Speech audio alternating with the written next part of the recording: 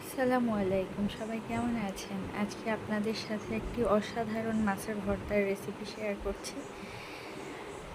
মাছের ভর্তা করার জন্য আমি 2 টুকরা তেলাপিয়া মাছ নিয়ে নিয়েছি। আপনারা চাইলে যে কোনো মাছ নিতে পারেন, যেমন রুই মাছ, তেলাপিয়া মাছ, যে মাছের পেশিগুলো মোটা এই জাতীয় মাছ হলে ভালো হয়। মাছগুলো দেখতে পাচ্ছেন যেমন একদম লাল করে ভাজা, এভাবে আপনারা তেলে মাছগুলোকে ভেজে নেবেন। কিছু শুকনো মরিচ ভেজে নেবেন।